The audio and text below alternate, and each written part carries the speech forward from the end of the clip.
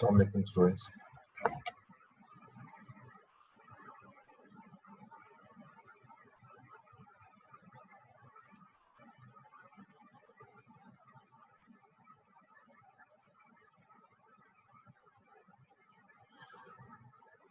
जी, कोई क्वेश्चन आपने करना हो किसी ने तो आज हम IS 41 की तरफ मूव करेंगे।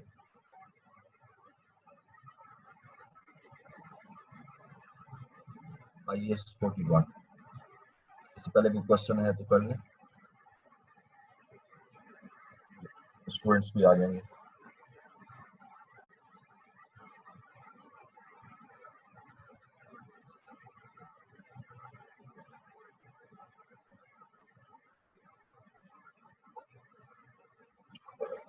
जी, IS 41 it's basically related to agriculture। इसकी कुछ अपनी टर्मिनोलॉजीज हैं, उसको डिस्कस करना जरूरी है IS 41 को। तो सबसे पहले मैं आपसे स्लाइड शेयर करता हूँ, उसके बाद साथ साथ जहाँ जरूरत होगी मैं साथ साथ ये शेयर करके आपको एक्सप्लेन करता रहूंगा।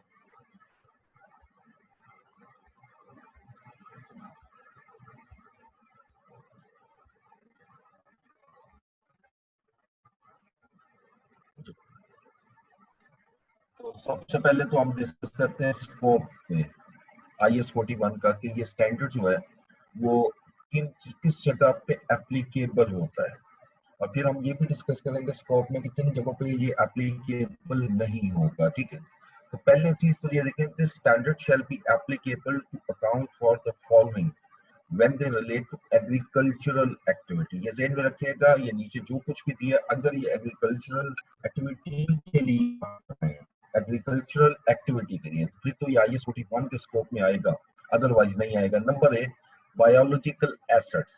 ठीक है, अभी हम इसकी डेफिनेशन भी पढ़ेंगे कि बायोलॉजिकल एसेट्स क्या है।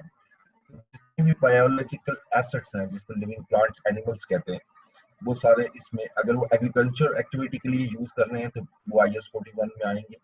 Agriculture produce at the time point of harvest, जैसे आपकी क्रॉप जो है जब तैयार हो जाती हैं तो eight the point of harvest जो एग्रीकल्चर प्रोड्यूस होती है वो IS 41 में आती है। ये ज्यादा ध्यान रखिएगा, आफ्टर हार्वेस्ट जो प्रोड्यूस होगी वो IS 2 में फॉल करेगी। ठीक है, after harvest eight the point of harvest जो है वो एग्रीकल्चर प्रोड्यूस 41 में आएगा।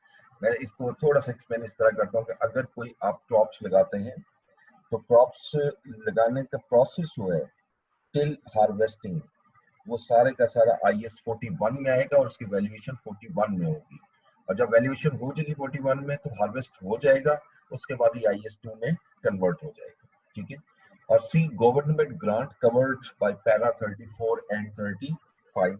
गवर्नमेंट ग्रांट जो है उस पर भी IS 41 एप्लीकेबल होता है अगर 34 35 के पैराग्राफ हम पढ़ेंगे। जैसे सिंपल गवर्नमेंट ग्रांट अगर आप हमें मिल रही है एग्रीकल्चर पॉइंट ऑफ व्यू से, ठीक है, एग्रीकल्चरल एक्टिविटी के पॉइंट ऑफ व्यू से ये अक्सर होती है गवर्नमेंट ग्रांट्स, उसको हम IS 41 के स्कोप में लेकर आए। ठीक है, और किन स्टैंडर्ड पे किस किस जगह पे अप्लाई नहीं होगा। नंबर वन, ये डज नॉट अप्लाई है land related to agricultural activity, यानी वो लैंड जिस पर आप प्रोड्यूस कर रहे हैं, जिस पर एग्रीकल्चरल एक्टिविटी आप परफॉर्म कर रहे हैं, वो आपका IS 41 में फॉल नहीं करेगी। ये याद रखना है आपने, वो IS 41 से उसका कोई लेना देना नहीं है क्योंकि वो IS 16 में फॉल करेगी। ठीक है, या IS 40 में फॉल करेगी अगर वो इन्वेस्टमेंट प्रॉपर्टी के तौर पर आप उसको ले रहे हैं। ठीक है, यानी लैंड और बिल्डिंग यूज्ड फॉर, IS 41 ये कहता है लैंड और building used for capital appreciation और रेंटल पर्पसेस। तो अक्सर लैंड जो है ना वो रेंट पे दी जाती है, तो इस पॉइंट ऑफ व्यू से वो IS 40 में भी फॉल कर सकती है। और दूसरी तरफ अगर हमने लैंड, हमारे पास ओन्ड लैंड है, अपनी लैंड है जिस पर हम उसको एग्रीकल्चर प्रोड्यूस कर रहे हैं, तो वो लैंड जो है वो भी 41 में फॉल नहीं करेगी, वो IS 16 में फॉल करेगी। ठीक है, number B, intangible asset related to agricultural activity. ठीक है, अगर कोई इंटेंजिबल एसेट है और वो एग्रीकल्चरल एक्टिविटी से रिलेट कर रहा है, तो वो भी IAS 38 में फॉल करेगा। जैसे अगर कोई ब्रांड डेवलप किया है आपने, और उस ब्रांड के हवाले से आप एग्रीकल्चर एक्टिविटी के रिलेट करता है वो, तो उस ब्रांड पर जो भी आपके एक्सपेंसेस आ रहे हैं या उसको जो डील करेंगे, वो IAS 41 में नहीं आएगा, वो IAS 38 में फॉल करेगा। और सी, ये यानी ये समझ लीजिए अमेंडमेंट आई उसके बाद ऐड हुआ, bearer plants related to agricultural activity. However, IAS 41 does allow the produce on those bearer plants. ठीक है। अच्छा, अब ये जो bearer plants हैं आपकी एग्रीकल्चरल एक्टिविटी से रिलेट करते हैं, यहाँ पर भी आपका अप्लाई नहीं होता, लेकिन वो ये भी कह रहा है कि IAS 41 does apply to produce on those bearer plants. तो इसमें कुछ कंडीशंस हैं, वो आगे जाके हम डिस्कस करेंगे कहाँ अप्लाई होगा और कहाँ अप्लाई नहीं होगा। अब डेफिनेशन में आइएगा, ये सारी डेफिनेशन बड़ी इंपॉर्टेंट है। एग्रीकल्चरल एक्टिविटी, देखिए हमने शुरू में पढ़ा था स्कोप में कि हर उस जगह पर ये अप्लाई होगा जहां पर एग्रीकल्चरल एक्टिविटी परफॉर्म की जा रही हो। अब एग्रीकल्चरल एक्टिविटी है क्या, इसको देखना जरूरी है। Is the management by an entity of the biological transformation and harvest of the biological asset for sale or for conversion into agricultural produce or into additional biological assets. This is very interesting. अब देखिए पहली चीज है उसने कहा is the management of an entity, ठीक है, management of an entity of the biological transformation. Biological transformation यहाँ पर इसको, लेकिन आगे चलिएगा and harvest of biological assets. अब ये जो वर्ड आया बायोलॉजिकल एसेट, तो क्यों ना पहले इसकी डेफिनेशन आप पढ़ लें, ये बिल्कुल नीचे ही दी हुई है, इससे नीचे। What is a biological asset? Simple वो लिख रहा है, लिविंग प्लांट और एनिमल, लिविंग एनिमल और प्लांट, यानी हर वो प्लांट और हर वो एनिमल जो लिविंग है, दिस इज बायोलॉजिकल एसेट। तो अब यहाँ पर जब वर्ड आता है biological transformation and harvest of biological asset, ठीक है, तो इसमें एनिमल भी आ जाएगा और इसमें प्लांट भी आ जाएगा। फॉर सेल, सेल पर्पस के लिए, जैसे अक्सर प्लांट्स जो हैं जब वो हार्वेस्ट कर दिए जाते हैं, प्लांट जो है, ठीक, उसकी बायोलॉजिकल ट्रांसफॉर्मेशन होती है। अब सीड्स डालते हैं, सीड से लेकर उसकी प्रोड्यूस होने तक, बिफोर हार्वेस्ट, ठीक है, आपका पूरा प्रोसेस है, यानी ये सीड से स्टार्ट किया आपने और फिर ये क्रॉप्स जो है वो रेडी हो जाती है टू हार्वेस्ट। उसके बाद फिर प्रोसेस शुरू होता है हार्वेस्टिंग प्रोसेस। ये याद रखना है आपने कि सीड से लेकर क्रॉप्स रेडी टू हार्वेस्ट को जो भी आपका टाइम लगा या जो भी आप प्रोसेस लगा रहे, इसको बायोलॉजिकल ट्रांसफॉर्मेशन की। और यहां से आगे जब हार्वेस्टिंग हो जाती है, ठीक है, तो उसके बाद ये फिर फॉल कर जाता है इन्वेंट्री में, और ये इन्वेंट्री IAS 2 में होता है, क्योंकि फॉर सेल पर्पसेस है IAS 2। तो इन्वेंट्री की जो वैल्यूएशन हो रही है इन सिंपल वर्ड्स, वो बेस कर रही है IAS 41, ठीक है। जो वैल्यू 41 की आप कैलकुलेट कर रहे हैं थ्रू बायोलॉजिकल ट्रांसफॉर्मेशन, वही आप इन्वेंट्री की कॉस्ट को ट्रांसफर करेंगे, ठीक है। इसी तरह सेम एनिमल्स की एग्जांपल भी लें तो यही नजर आएगा आपको। एनिमल जो है उसको कई मरतबा, जैसे आपके एनिमल्स शीप वगैरह है, उसको रखा जाता है ताकि ईद के दिनों में, ठीक है, जो ईद उल अजहा है, उसमें उन एनिमल्स को सेल किया जा सके, ठीक है। सो उसकी ट्रांसफॉर्मेशन होती है पूरी फॉर सेल और कन्वर्जन इनटू एग्रीकल्चर प्रोड्यूस, ठीक है। और उसके बाद वो कह रहे हैं कि उसकी कन्वर्जन हो सके एग्रीकल्चर प्रोड्यूस। अब एग्रीकल्चर प्रोड्यूस में एनिमल्स भी इंक्लूड हैं, ठीक है, क्योंकि एग्रीकल्चर प्रोड्यूस सिर्फ और सिर्फ वो प्लांट से रिलेट नहीं कर रही, ये एनिमल्स है, क्योंकि वो भी एग्रीकल्चर एक्टिविटी है। और इनटू एडिशनल बायोलॉजिकल एसेट, या उससे फिर जो एडिशनल बायोलॉजिकल एसेट्स हैं उसको प्रोड्यूस किया जा सके, यानी लिविंग एनिमल और plant. So this is a very interesting definition of agriculture activity, और ये मैं समझता हूँ ये ऐसी डेफिनेशन है जिसने सब कुछ कवर किया और ये आइडिया दे दिया कि क्या शामिल होना चाहिए और क्या शामिल नहीं होता। अब एग्रीकल्चर प्रोड्यूस का वर्ड भी यूज हुआ यहाँ, इसको भी देख लें। इज द हार्वेस्टेड प्रोडक्ट और एंटिटीज बायोलॉजिकल एसेट्स, ठीक है, जो भी एंटिटी बायोलॉजिकल एसेट से हार्वेस्ट की है, ठीक है, तो उसको हम एग्रीकल्चर प्रोड्यूस कहते हैं। So next definition, biological transformation. ये वर्ड एक आया था पिछली definition, biological transformation comprises the process of growth, जैसे आपकी क्रॉप्स ग्रोथ हो रही, degeneration, production, procreation that cause qualitative और quantitative changes in a biological asset, चाहे वो क्वालिटेटिव चेंज ले आए उसके अंदर या क्वांटिटेटिव चेंजेस उसके अंदर ले आए, ठीक है। अगर जैसे अक्सर काउस वगैरह हम रखते हैं फॉर मिल्क पर्पसेस, अक्सर मिल्क मैन जो है वो काउस रखते हैं मिल्क पर्पसेस के लिए, ठीक है। तो अगर देखें तो वो क्वालिटेटिव पॉइंट ऑफ व्यू से भी और क्वांटिटेटिव पॉइंट ऑफ व्यू से भी ये सारा कुछ कर रहे होते हैं, जिसमें ग्रोथ, डीजनरेशन, प्रोडक्शन, प्रोक्रिएशन सब कुछ इंक्लूड होता है।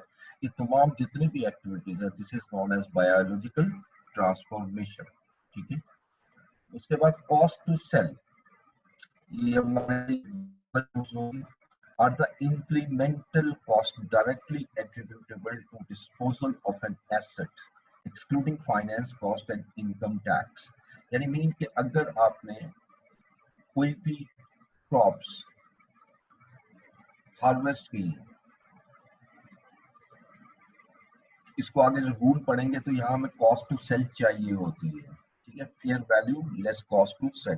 तो कॉस्ट टू सेल के अंदर वो कह रहे हैं कि जितनी भी इंक्रीमेंटल कॉस्ट है, इंक्रीमेंटल कॉस्ट यानी जो हर वो कॉस्ट जो कि इन क्रॉप्स को सेल करने के लिए, आफ्टर हार्वेस्टिंग सेल करने के लिए और उसको डिस्पोज करने के लिए हमें इनकर करनी पड़ेगी, ठीक है, excluding finance cost and income tax. लेकिन इसके अंदर फाइनेंस कॉस्ट शामिल नहीं होगी और इनकम टैक्स इंक्लूड नहीं होगा, बाकी सारी कॉस्ट इंक्लूड होगी।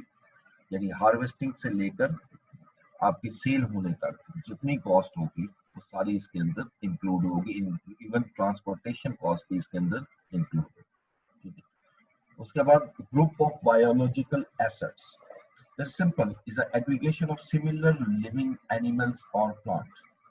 ये बहुत जरूरी होता है ग्रुप के पॉइंट ऑफ व्यू से, क्योंकि जब हम वैल्यूएशन करते हैं तो इट्स वेरी डिफिकल्ट कि आप एक एक एसेट की वैल्यूएशन करें। आपको ऐसे भी फार्म हाउसेस मिलेंगे जहां आपके more than 5,000, more than 7,000 animals है, और क्या तमाम एनिमल्स की जो लाइफ है, एज जिसको कह लें, एज क्या सेम है, क्या उनकी जो हेल्थ स्टेटस है क्या वो सेम है, और अल्टीमेटली क्या उनकी प्राइसेस जो हैं वो सेम होंगी, और क्या ये हमारे लिए मुमकिन है कि ये तमाम प्राइसेस मैं उन एक एक जो एनिमल है उसको ले सकूं।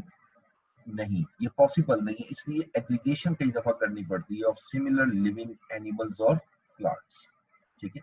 तो जो सिमिलर नेचर के हैं या एक एज के ग्रुप में आते हैं तो बहुत ज्यादा फर्क नहीं है, उसको हम ग्रुप ऑफ बायोलॉजिकल एसेट कहते हैं, ठीक है। एंड देन हार्वेस्ट, ठीक है। हार्वेस्ट क्या है, जो आपकी क्रॉप्स अलग होती हैं, डिटैचमेंट होती है, उसी को हम हार्वेस्ट कहते हैं। Is a detachment of produce from a biological asset और the cessation of biological assets life process, ठीक है। यानी अगर जो एग्रीकल्चर प्रोड्यूस आप लेते हैं बायोलॉजिकल एसेट से उसको भी हार्वेस्ट कहते हैं, या cessation of biological asset life process. जैसे कुछ क्रॉप्स ऐसी होती हैं जब वो आप उसको हार्वेस्ट कर लेते हैं उसके बाद उसको सीज करना होता है, ये लैंड को दोबारा फॉर्म में लाना होता है ताकि उसको दोबारा से नेक्स्ट जो सेशन सीजन आएगा उसके अंदर उसको प्रोड्यूस कर सके, this is known as harvest. अब ये बड़ी ये जो डेफिनेशन न्यूली ऐड हुई है उसको भी देख लेते हैं, ये पहले स्टैंडर्ड में नहीं थी। बेरर प्लांट जिसकी अभी बात कर रहे थे is a living plant that is used in production और सप्लाई ऑफ एग्रीकल्चर प्रोड्यूस, ठीक है, is used for the production और supply of the agriculture produce. अब ये ध्यान में रखिएगा, फर्ज करें मैं यहाँ एक एग्जांपल पहले ही ले लेता हूँ ताकि इस पे लगाए तो आपको समझ में आ सके। आपके ट्रीज हैं, मैंगो ट्रीज, ठीक है। अब जरा देखते हैं पहली condition, living plant, yes these are the living plant is used in production और supply of agriculture produce, yes यहीं से हम यानी प्रोड्यूस करते हैं और सप्लाई करते हैं एग्रीकल्चरल प्रोड्यूस, ठीक है। is expected to bear produce for more than one period, more than one period, और ये एक साल से ज्यादा अरसे तक ये बेनिफिट देते हैं, 1 year, has a remote likelihood of being sold at agriculture produce except for incidental scrap sale, यानी इसको आप यानी ट्रीज को as an agriculture produce sell करने के जो चांसेस हैं वो लाइकली होते हैं, ठीक है, यानी ट्रीज को सेल करने के except for incidental sales scrap. हाँ, अगर कोई इंसिडेंटल सेल्स करनी पड़ती है स्क्रैप के तौर पर तो वो कर सकते हैं, कोई प्रॉब्लम आ जाती है उसकी वजह से आप सेल कर सकते हैं, वो एक अलग इशू है। अब यहाँ पर ये अगर डेफिनेशन होती है ना मोर देन 1 year, तो ये अगर देखें तो ये IAS 16 में फॉल कर जाता है, because it's benefit is more than 1 accounting period, एक से ज्यादा अरसे। तो ये ऐसे जितने ट्रीज होते हैं जिनका बेनिफिट एक साल से ज्यादा हो, वो बेयरर प्लांट जो है IAS 16 में फॉल करेंगे। और अगर कोई ऐसा हो जिसका एक साल से ज्यादा ना हो, नेक्स्ट ईयर दोबारा आपने करना हो, निकालना हो, दोबारा से प्रोड्यूस करना हो, जैसे ग्रेप्स हैं उसके लिए हर साल नए सिरे से आप उसको प्रोड्यूस कर रहे होते हैं, वो यानी पहला सारा खत्म होता है उसके बाद दोबारा प्रोड्यूस होता है, और वहां पर आप इसको कह सकते हैं अगर एक साल से ज्यादा बेनिफिट नहीं दे रहा तो this is not under IAS 16, वो फिर 41 में फॉल कर जाएगा। ये बिल्कुल छोटा सा स्टैंडर्ड है, 2-4 रूल है, इसको अच्छी तरह करना है। लास्ट टाइम इसमें जो क्वेश्चन आया था वो IAS 21 के साथ उसने मिक्स करके दे दिया था, तो वो जरा केयरफुली देखते हैं 21 के रूल्स भी और इसके भी। तो सबसे पहले देखिए रिकग्निशन एंड मेजरमेंट, कि आप कब रिकग्नाइज करेंगे biological asset. Entity shall recognize a biological asset or agriculture produce when and only when. तो वही 3 कंडीशन है जो हम पढ़ते आए हैं। The entity controls the asset as a result of past event, ये हमारा फ्रेमवर्क का क्राइटेरिया है एसेट के लिए। It is probable that future economic benefit associated with the asset will flow to the entity, again is a framework, ये भी criteria आपने पढ़ा हुआ है, ये सारा फ्रेमवर्क का क्राइटेरिया है। द फेयर वैल्यू और cost of asset can be measured reliably, यहाँ सिर्फ आपको ये भी फ्रेमवर्क का है लेकिन सिर्फ एक चीज का फर्क नजर आएगा, यहाँ पर वर्ड फेयर वैल्यू है, इससे पहले जो एसेट में मुख्तलिफ एसेट्स आते रहे वहां पर हम वर्ड पढ़ते रहे कॉस्ट, यहाँ पर भी कॉस्ट का वर्ड है लेकिन इससे पहले जो है वो फेयर वैल्यू है और देन फिर हमारा कॉस्ट लिखा हुआ है। तो ये याद रखिएगा कि मोस्टली इसमें हम फेयर वैल्यू को मेजर करते हैं, आगे जाके हम पढ़ेंगे भी, और अगर फेयर वैल्यू डिटरमिन ना हो सकती हो तो फिर जाकर हम इसको कॉस्ट पे मेजर करते हैं, ठीक है, ये सेकंड होता है कॉस्ट पे। तो ये एसेट का रिकॉग्निशन क्राइटेरिया है, this is recognition criteria of asset, criteria of asset, ठीक है।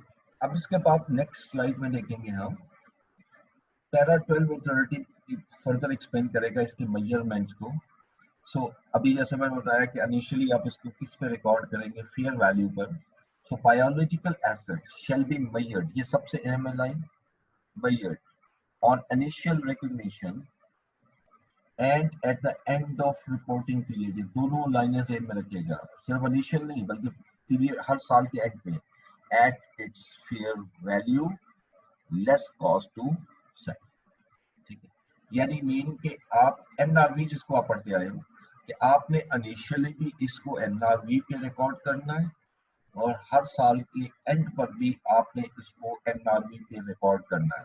क्योंकि ये आपके लिविंग एनिमल्स और लिविंग ट्रीज हैं, प्लांट्स हैं। अब लिविंग एनिमल्स हो या लिविंग प्लांट्स हो, अगर 1 साल के बाद देखें तो उसकी एज और उसकी जो हेल्थ है, यानी जिसको हमने क्वांटिटेटिव एंड क्वालिटेटिव पढ़ा, वो चेंज हो चुकी होगी और उसकी वजह से उसकी फेयर वैल्यू वो नहीं होगी जो पहले थी। ठीक है, इसलिए साल के एंड पे भी इसको रीमेजर करना जरूरी है। लेकिन आगे वो फर्दर लिखते हैं, except for the case described in para 30, ये आगे जाके हम पढ़ेंगे para 30, their fair value cannot be measured reliably। और उस पैराग्राफ में हम जैसे अभी हमने देखा भी पहले भी से पिछली स्लाइड में भी, तो ये मैं पहले से बता दूं कि यहाँ पैरा 30 में वो हमें ये बताता है कि फिर आप उसको कॉस्ट पे रिकग्नाइज करोगे। ठीक है, अगर फेयर वैल्यू उसकी रिलायबली मेजर नहीं हो सकती तो कॉस्ट पे करोगे। ये पिछली स्लाइड में मैंने आपको बताया भी पार्ट, द फेयर वैल्यू और कॉस्ट। तो अगर फेयर वैल्यू मेजर नहीं हो सकती, पैरा 30 में फॉल करता है, तो फिर आप उसको कॉस्ट में ले जाएंगे अगर पैरा 30 की कंडीशन में फुलफिल हो। तो ये चीज भी इसमें नई चीज आपके लिए है कि पहले सिर्फ इनिशियल होता था, या इनिशियल के साथ हर रिपोर्टिंग डेट को भी आप इसको भी मेजर करो। So agricultural produce harvested from entities' biological assets shall be measured at its fair value, less cost to sell at the point of harvest। ठीक है, तो जो एग्रीकल्चर प्रोड्यूस आप हार्वेस्ट कर रहे हैं, हार्वेस्टेड कर रहे हैं बायोलॉजिकल एसेट से, तो उससे आप किस पे मेजर करोगे? Fair value less cost to sell at the point of harvest. ठीक है, यानी अगर हार्वेस्ट कर रहे हैं यहां से, अगर हम इसको सेल करें तो सेल पर कितने एक्सपेंसेस आएंगे, वो सारे लेस करने के बाद जो वैल्यू आएगी वो उसकी वैल्यूएशन होगी। Such measurement is the cost at that date, इसी को हम कॉस्ट का नाम देंगे। ये फेयर वैल्यू भी है, इसी को कॉस्ट देंगे। When apply IS2 inventory for another applicable standard. अब ये जिस स्टैंडर्ड में फॉल करेगा, जैसे मैंने बताया कि मोस्टली IS2 में फॉल करता है, उस IS2 के लिए ये कॉस्ट बन जाएगी जो आपने ये fair value less cost to sell at a point of harvest आपने रिकॉर्ड किया। ठीक है, अभी हम बात कर रहे थे कि आपका ट्रीज हैं, वाज अ फ्रूट। अब मैंने किसी स्पेसिफिक नाम नहीं ले रहा, फ्रूट ट्रीज हैं। अब फ्रूट ट्री से आपने प्रोड्यूस किया फ्रूट्स। अब जब फ्रूट्स आप प्रोड्यूस कर रहे हैं तो फ्रूट्स आपके फॉल करेंगे IS2। ठीक है, या क्रॉप्स हैं, उस क्रॉप्स को हार्वेस्ट करेंगे तो वो फॉल करेंगे IS2 में। तो इसकी जो फेयर वैल्यू होगी वही लेस कॉस्ट टू सेल, ये हमारी IS2 के लिए कॉस्ट वैल्यूएशन इसकी IS41 में होनी। ठीक है, और लेकिन इसको रिकॉर्ड फिर उस स्टैंडर्ड में करेंगे जिस स्टैंडर्ड में ये फॉल कर जाएगा। हार्वेस्टिंग तक जो है वो हमारा IS41 है। हार्वेस्टिंग के बाद यानी टिल हार्वेस्टिंग जो है ना वो आप लेंगे 41 में आएगा, और उसके बाद ये 41 में फॉल नहीं करेगा। नेक्स्ट देखिएगा गेन और लॉस। ठीक है, हमने दो चीजें पढ़ी थी, एक पढ़ा था कि हम उसको रिकग्नाइज करेंगे फेयर वैल्यू इनिशियल पे और एक ईयर एंड पे, उसकी वजह से डिफरेंस आ जाता है। ठीक है, तो पहली चीज है गेन और loss arising on initial recognition of biological asset at fair value less cost to sell, and from change in fair value less cost to sell of a biological asset shall be included in, this is most important, profit or loss for the period in which it arises। very simple, अगर आपने कोई भी animal record किया या biological asset आपने record किया initial measurement पे, ठीक है, इनिशियल मेजरमेंट इनिशियली रिकॉर्ड किया, फिर ईयर एंड आएगा, यहां पर एक फेयर वैल्यू होगी लेस कॉस्ट टू सेल, एक यहां फेयर वैल्यू होगी। अब इन दोनों को जो डिफरेंस क्रिएट होगा, मोस्टली तो ये प्रॉफिट ही होता है, लेकिन इट माइट बी प्रॉफिट और लॉस। प्रॉफिट और लॉस। ठीक है, ये जो प्रॉफिट और लॉस आ रहा है, गेन और लॉस, ये प्रॉफिट एंड लॉस अकाउंट में हम इसको ट्रांसफर कर देंगे, यानी सिंपल ये प्रॉफिट और लॉस हमारा एसओसीआई को ट्रांसफर हो जाएगा। और एसओसीआई में ट्रांसफर होने की सिंपल लॉजिक ये है कि यहाँ पर आप जो एक्टिविटी परफॉर्म कर रहे हो IAS 41 के through, that is a business, यही तो बिजनेस है। ठीक है, तो ये बिजनेस के पॉइंट से कर रहे हैं, इस वजह से आपका जो भी गेन और लॉस होगा वो प्रॉफिट और लॉस में हम ट्रांसफर करेंगे। पैरा ये पैराग्राफ है जिसमें हमने अभी पढ़ा था, तो स्टैंडर्ड अलाउ करता है कि हम इसको कॉस्ट पे रिकॉर्ड करें, लेकिन वो कौन सी कंडीशन है जहां कॉस्ट पे रिकॉर्ड हम करेंगे। तो पहली चीज वो लिख रहा है, there is a presumption that fair value can be measured reliably from biological asset, यानी ये तो हमारी प्रिजम्पशन होती है नॉर्मल कंडीशन में। However that presumption can be reverted only on initial recognition for a biological asset for which quoted market prices are not available। ठीक है, जहां पर quoted market prices आपकी अवेलेबल नहीं होती, and for which alternative fair value measurement are determined to be clearly unreliable, और किसी किस्म का कोई ऑल्टरनेट भी नहीं होता जहां से हम फेयर वैल्यू मेजर कर सके। In such a case, that biological asset shall be measured at its cost। उस biological asset को आप बकायदा cost पे measure करोगे, less any accumulated depreciation and any accumulated impairment losses, यानी similar ये cost model बन जाता है, आप इसको cost को लेते हैं। लेकिन इससे आगे भी कंडीशन बड़ी क्लियर है, once the fair value of such biological asset become reliably measured, an entity shall measure it at a fair value less cost to sell। So अगर subsequently भी आपकी इसकी fair value determine हो जाती है और इससे पहले आप cost पे रिकॉर्ड कर चुके हो, तो आप उस cost को convert कर दोगे आप fair value में, यानी वो भी fair value में convert हो जाएगी। ठीक है, उसके बाद नेक्स्ट आइएगा गवर्नमेंट ग्रांट। अच्छा, गवर्नमेंट ग्रांट आप FR1 में पढ़ के आए हो, इसको जरा थोड़ा सा रिकॉल करते हैं। होता क्या है, गवर्नमेंट असिस्टेंट होती है, ये जो सब्सिडीज वगैरह गवर्नमेंट अक्सर देती है, ग्रांट्स देती है in order to promote certain area. Pakistan is an agricultural country. It is unfortunate कि हमें उतना फोकस नहीं किया गया जितना करना चाहिए, क्योंकि पाकिस्तान की जो एग्रीकल्चर लैंड है, ठीक है, वो तो बहुत ज्यादा है, लेकिन एग्रीकल्चर प्रोड्यूस अगर कंट्री के पॉइंट ऑफ से, दूसरी कंट्रीज के पॉइंट ऑफ से, जो पर एक आप कहते हैं ना एग्रीकल्चर प्रोड्यूस, वो बहुत कम है।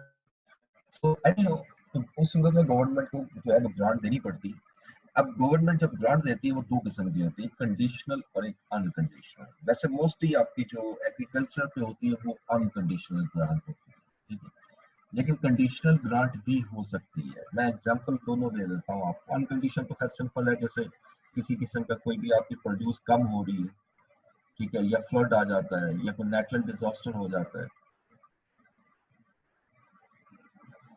उसकी वजह से आपकी क्रॉप्स कम होती है, तो गवर्नमेंट ग्रांट देती है उनको कंपनसेट करने के लिए, ठीक है, इसको हम अनकंडीशनल ग्रांट भी कहते हैं। यानी इसके लिए कंडीशन क्या है, सिंपल, अगर कंडीशन की बात नहीं है कि जो इसको इफेक्टिव है सबको वो आपको वो देंगे, ठीक है। लेकिन दूसरी तरफ कंडीशनल क्या है, कुछ क्रॉप्स ऐसी होती है, ठीक है, जहां से आपके इंटॉक्सिकेंट्स बनते हैं, मंशियात बनती हैं, ठीक है। अक्सर बाज़ गवर्नमेंट जो है वो सब्सिडीज देती है, वो ये कहती है कि ये जो लैंड जिस पर आप ये क्रॉप्स प्रोड्यूस कर रहे हैं, इन लैंड पर अदर देन दीज आप कुछ और क्रॉप्स करें, लाइक आप वेजिटेबल्स कर लें या कुछ और कर लें, तो हम आपको ग्रांट्स देंगे, ठीक है। तो ये एक कंडीशनल ग्रांट बन गई, क्योंकि अगर आपकी वो लैंड अगर एग्रीकल्चर पर्पस के लिए यूज तो हो रही है, लेकिन आपकी ऐसी जगह पे यूज हो रही है जिसको गवर्नमेंट डिस्करेज कर रही है, तो नेचुरली वो कंडीशन फुलफिल नहीं होगी तो ग्रांट नहीं मिलेगी, ठीक है। यहाँ दो किस्म की ग्रांट आती है, कंडीशनल और अनकंडीशनल, जो आईएएस आप 20 में पढ़ भी चुके हैं F1 में। तो अब इसका सिंपल रूल क्या है? N unconditional government grant related to biological asset measured at fair value less cost to sell shall be recognized in profit and loss। यानी जितनी ग्रांट आपको मिली है उस साल इनकम में आप ले जाएंगे, लेकिन इसके लिए कंडीशन क्या है, कब करने के लेके जाएंगे?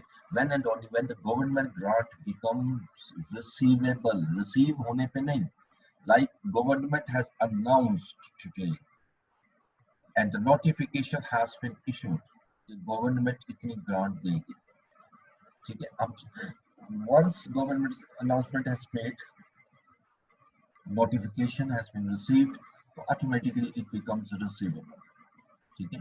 अब ये रिसीवेबल हो गया, अब आप इसको रिसीवेबल भी रिकॉर्ड करोगे और वहां पे प्रॉफिट एंड लॉस में ले जाओगे उस गवर्नमेंट ग्रांट, ठीक है।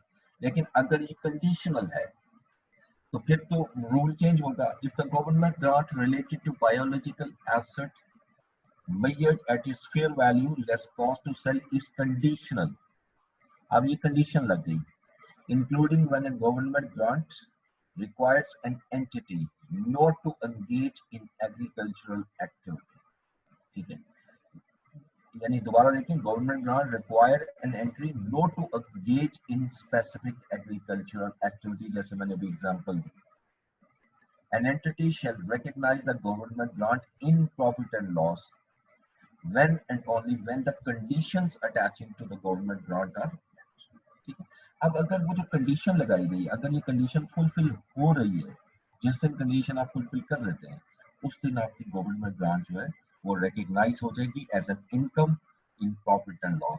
तो यहाँ तो एक चीज सिंपल है, जो गवर्नमेंट ग्रांट आईएएस 20 में आपने डिटेल में पढ़ी थी F1 में, उसमें दो ट्रीटमेंट थे, एक आप डेफर करते थे और अमोर्टाइज करते थे। लेकिन यहाँ पर ऐसा नहीं है, क्योंकि एग्रीकल्चर प्रोड्यूस है, और एग्रीकल्चर प्रोड्यूस मोस्टली एक साल से ज्यादा नहीं होती, हर साल न्यू प्रोड्यूस होती है। तो इस वजह से इसकी जितनी भी ग्रांट मिलेगी, चाहे वो कंडीशनल है या अनकंडीशनल, एक पॉइंट ऑफ व्यू से तो ये सेम है, यानी ये रिकॉर्ड होगी प्रॉफिट और लॉस में। लेकिन दूसरी तरफ कब रिकॉर्ड होगी उसमें जरूर डिफरेंस है। तो गवर्नमेंट ग्रांट अगर कंडीशनल अनकंडीशनल है तो फिर तो उसी दिन रिकॉर्ड हो जाएगी जिस दिन ये आपके लिए रिसीवेबल हो, ठीक है। यानी जिस दिन गवर्नमेंट अनाउंस कर देगी और आपके पास नोटिफिकेशन आ जाएगा तो आप बिल्कुल उसको रिसीव करेंगे। लेकिन कंडीशनल की सूरत में आप उस वक्त तक रिकॉर्ड नहीं कर सकते जब तक कंडीशन फुलफिल नहीं होगी, ठीक है। सो इससे आगे खत्म हो गया स्टैंडर्ड, छोटा सा स्टैंडर्ड, मैंने जैसे पहले बताया स्टैंडर्ड में कुछ भी नहीं है। और इसके बाद हम डिस्क्लोजर की तरफ चलते हैं। डिस्क्लोजर में एन एंटिटी शेल डिस्क्लोज, ये जनरल डिस्क्लोजर है पहला, द एग्रीगेट गेन और loss arising during the current period on initial recognition of biological asset and agriculture produce and from the change in fair value less cost to sell of biological assets, ठीक है। अब वो ये कह रहा है कि एंटिटी जो है वो डिस्क्लोज करेगी एग्रीगेट गेन और लॉस जो करंट पीरियड में आपका राइज हो रहा है, इसकी वजह से initial recognition of biological assets and agriculture produce and from the change in fair value less cost to sell of biological assets, ठीक है। An entity shall provide a description of each group of biological asset। अच्छा, ये बड़ा जरूरी है कि हर group को separate रखना, बायोलॉजिकल एसेट जो हम पढ़ चुके हैं ग्रुप क्या है, वो एज ग्रुप भी हो सकता है, वो कुछ किसी तरीके से भी हो सकता है। उसके बाद नेक्स्ट आइएगा, ये प्रॉपर डिस्क्लोजर है जो हमें देना होता है, और यही लास्ट में स्लाइड होगी। An entity shall present a reconciliation of changes in the carrying amount of biological assets between the beginning and end of the current period। ये जेब में रखिएगा, ये जगह जगह हम ये पढ़ते आए हैं, reconciliation of the changes in the biological assets at the start of the year, end of the year। यानी अब मुझे ये बताना है कि बायोलॉजिकल एसेट जो है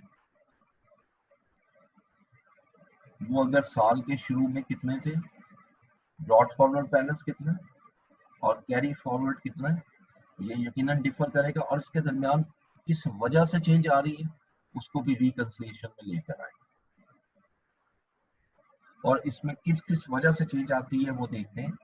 रिकंसिलिएशन शैल इंक्लूड गेन और loss arising from changes in fair value less cost to sell, यानी एक एसेट जो आपकी साल के शुरू में भी था, साल के एंड में भी था, और उसकी फेयर वैल्यू के अंदर जो चेंज आ चुकी है उसको भी उसकी वजह से जो गेन और लॉस आ रहा है वो भी एक रीजन हो सकती है बायोलॉजिकल एसेट के चेंज होने की। Number 2, increases due to purchases, जैसे एडिशंस करते हैं, आपने न्यू एसेट भी परचेज किए साल के दौरान, बायोलॉजिकल एसेट परचेज किए, तो वो जितने न्यू बायोलॉजिकल एसेट परचेज करेंगे वो एडिशंस होगी, और एडिशंस भी आप डिस्क्लोजर में शो करेंगे, जैसे आप प्रॉपर्टी प्लांट एंड इक्विपमेंट में भी शो करेंगे। C, decreases attributable to sales or biological asset classified as held for sale or included in disposal group that is classified as held for sale in accordance with IFRS 5। ठीक है, अगर आप ये disposal जैसे हम record करते हैं, अगर कोई आपका ऐसा बायोलॉजिकल एसेट है जो डिक्रीज हुआ है, अगर डिक्रीज हुआ है किसकी वजह से, एसेट को सेल करने की वजह से, या biological asset held for sale, या IFRS 5 जो है ये हमारे सिलेबस में तो नहीं है, लेकिन अगर आपको याद हो कल भी हमने एक क्वेश्चन किया था, वहां पर भी मैंने जिक्र किया था ये आपका IFRS 5 का, ये इसको कहते हैं हेल्ड फॉर सेल, यानी जब किसी भी एसेट जिसका बेनिफिट अगर आपको एक साल से ज्यादा भी मिलता है, लेकिन वंस यू हैव डिसाइडेड कि हम इसको सेल कर देंगे with in period of 1 year, तो वो फिर IFRS 5 में फॉलो हो जाता है, वो डिस्पोजल ग्रुप में चला जाता है, वो एसेट डी रिकॉग्नाइज होता है और करंट एसेट में चला जाता है। ठीक है, यहाँ पर भी डी रिकॉग्निशन होगी, आप डिस्पोजल में ट्रांसफर कर दो। डिक्रीजेस ड्यू टू हार्वेस्ट, अब अगर हार्वेस्टिंग होती है और उसकी वजह से बायोलॉजिकल एसेट की वैल्यू कम होती है तो उसको भी लिखोगे हार्वेस्ट होने से जो कम हो रही। Increase resulting from business combinations, ये जो एक्विजिशन होती है, आपने एक और फार्म हाउस जो है वो एक्वायर कर लिया, एक्विजिशन जो होती है ये भी एडिशंस में आती है, लेकिन इसमें और उसमें फर्क ये है, एडिशन में तो आप अपना एसेट खुद खरीद रहे हैं ना, ये पूरा का पूरा बिजनेस बाय कर रहे हैं। ठीक है, उस पर आपका कंट्रोल आ रहा है बिजनेस में, बिजनेस कॉम्बिनेशन। उसके बाद ये वाला पॉइंट जो है ना, दिस वन, ये इस दफा पेपर में से लिया था, इससे रिलेटेड क्वेश्चन था। Net exchange differences arising on translation of financial statement in different presentation currency or on the translation of foreign operation into presentation currency of the reporting entity। ये तो उसने पूरी एंटिटी का दिया ना, ये हमारे सिलेबस में नहीं है पूरी एंटिटी का, उसने क्या किया, उसने सिंपल IS 21 में एसेट्स को रीवैल्यू करवाया, फेयर वैल्यू चूंकि हमें चाहिए होती है, और फेयर वैल्यू जो है वो चूंकि आपके इंपोर्टेड है, इंपोर्टेड एनिमल्स हैं आपके, तो उसकी फेयर वैल्यू भी आपको वहीं से लेनी पड़ती है, उसी कंट्री से जहां से आपने उसको बाय किया है, तो इस वजह से वहां पर एक्सचेंज डिफरेंस क्रिएट होता है, और उस एक्सचेंज डिफरेंस को IS 21 के थ्रू आप डील करेंगे, ये याद रखिएगा, उसका रूल वही है जो IS 21 में पड़ा है। उसके बाद अगर कोई और चेंजेस आ रही हैं ड्यूरिंग द ईयर जो बायोलॉजिकल एसेट के ओपनिंग और क्लोजिंग बैलेंस को इफेक्ट कर रही हैं, जिसकी वजह से बायोलॉजिकल एसेट हमारा इंक्रीज हो रहा है या डिक्रीज हो रहा है, उसको भी आप डिस्क्लोज करोगे। ठीक है, ये कंप्लीट डिस्क्लोजर है, जिससे जिस तरह पूरा स्केड्यूल बनता है, ये वो उसी तरीके से है, ये पूरा स्केड्यूल। ठीक है, इसके अलावा भी डिस्क्लोजर्स होते हैं, लेकिन मेन डिस्क्लोजर ये होते हैं जो मैंने आपके सामने लाया। आप अगर पूरा स्टैंडर्ड पढ़ेंगे तो आप पूरे स्टैंडर्ड के अंदर बेशुमार डिस्क्लोजर नजर आते हैं, लेकिन जो मेजर डिस्क्लोजर होते हैं, जैसे पहला डिस्क्लोजर जैसे पिछली स्लाइड में हमने पढ़ा था, ये जनरल होता है और ये कंप्लीट डिस्क्लोजर होता है। ठीक है, तो ये हमारी एक छोटा सा स्टैंडर्ड था, अगर आपको यहाँ तक कोई क्वेश्चन करना है तो करें, उसके बाद हम थोड़ा सा इसको डिस्कस करेंगे न्यूमेरिक फॉर्म में। ठीक है, नेक्स्ट सेशन में, क्योंकि सेशन भी खत्म होने वाला है, तो सेकंड रह गया, नेक्स्ट सेशन में हम उसको स्टार्ट लेंगे।